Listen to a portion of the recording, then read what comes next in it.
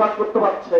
আমাদের নেতা শহীদ রাষ্ট্রপতি জিয়াউর রহমান আমাদের দেশের মানুষের কথা চিন্তা করে এদেশের মানুষকে গণতন্ত্র উপহার দিয়েছিল।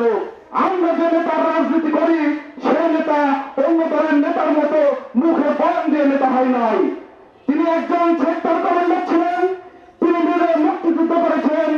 আমরা সেই নেতার আদর্শ নিয়ে রাজনীতি করি। আমাদের নেতা শহীদ রাষ্ট্রপতি জিয়াউর রহমান আমাদের দেশের মানুষের কথা চিন্তা করে এদেশের মানুষকে গণতন্ত্র উপহার দিয়েছিল। ভবিষ্যৎ হোক নিরাপদ, বিনিয়োগ হোক বিশ্বস্ত, আর আমার পছন্দ সল্ট বে। ওয়েলকাম টু সল্ট বে।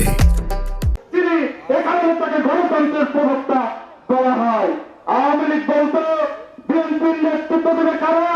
আমরা বলতে চাই আমাদের প্রাণের স্পন্দন, আমাদের তারুণ্যের অহংকার, 18 কোটি মানুষের নিপীড়িত মানুষের একমাত্র কণ্ঠস্বর, আমাদের মহাকাব্যের মহানায়ক বাংলাদেশে চলে এসেছে।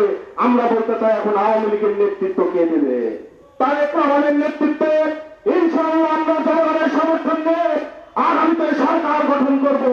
ছাত্র দল করে চট্টগ্রাম নয়, ছাত্র দল জনগণের সমর্থন নিয়ে কাজ করেছে, জনগণের সমর্থন নিয়ে কাজ করবে।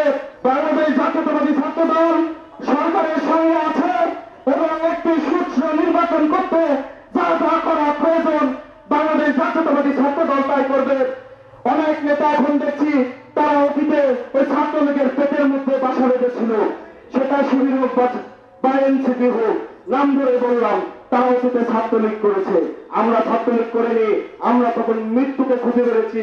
আর একটা রাজশাহীর সামর্থ্য মেম্বার তারেক রহমানকে নিয়ে কথা বলে, তারেক রহমানের ব্যানার ছেড়ে ছাত্র দল একটি ভদ্র সংগঠন বিদায় এখনো সে রাজশাহীতে বসবাস করতে পারছে। তাকে আধা ঘন্টা সময় দেওয়া রাজশাহী থেকে উৎখাত করে ফেলবে ইনশাআল্লাহ।